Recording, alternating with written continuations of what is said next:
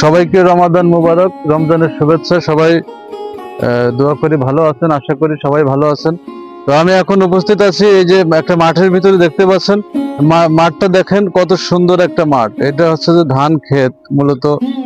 এটার থেকেই যে চাউল উৎপাদন হয়, চাউল উৎপাদন হয়ে তারপরে সেটাতে ধান আপনার হচ্ছে যে ভাত হয়। এই এখন এটা মাঝামাঝি অবস্থানে আছে এই গাছগুলা, এখনো এই একে থোড় বলা হয়, থোড় অবস্থায় আছে। এখন এই ধানগুলো থেকে আমরা চাউল উৎপাদন, ধান গাছ থেকে চাউল উৎপাদন হবে, এটাই সেই গাছ।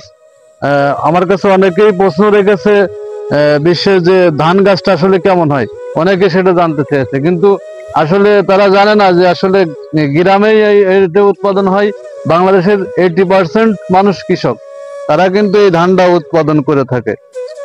কিন্তু বিশ্বের অনেকেই জানে না যে এই ধানটা আসলে গাছটা কেমন হয়, এটাও জানে না।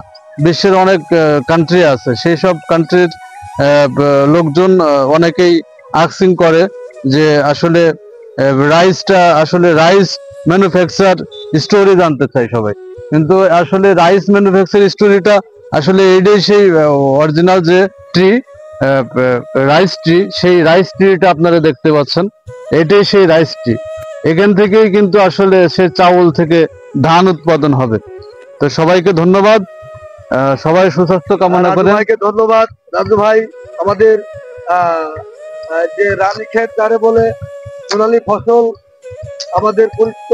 হ্যাঁ, এটা বিশ্বের অনেক কান্ট্রির লোক জানে না সেটা। আমরা যেটা খাই আসলে সেইটাই আমরা কিভাবে রূপান্তরিত হয়, এটা কিন্তু অনেকে আমরা এই প্রাকৃতিক যে জিনিসটা, এই জিনিসটা মাঠটা দেখাও, মাঠটা দেখালে কিন্তু আসলে সবুজের যে নীলাভূমি কত সুন্দর, সেটা কিন্তু আসলে আমরা দেখতে পাচ্ছি। এটা আস্তে আস্তে যখন এখান থেকে বাইল হবে তখন সেটা ধানে রূপান্তরিত হবে, ধানের থেকে চাউলে আস্তে আস্তে কিন্তু সেটা উৎপাদন হওয়া সম্ভব, একবারে কিন্তু সেটা হওয়া সম্ভব না। তো সবাইকে ধন্যবাদ, সুস্বাস্থ্য কামনা করে এখানেই সবাইকে ধন্যবাদ জানাচ্ছি। রাজু ভাইকে ধন্যবাদ।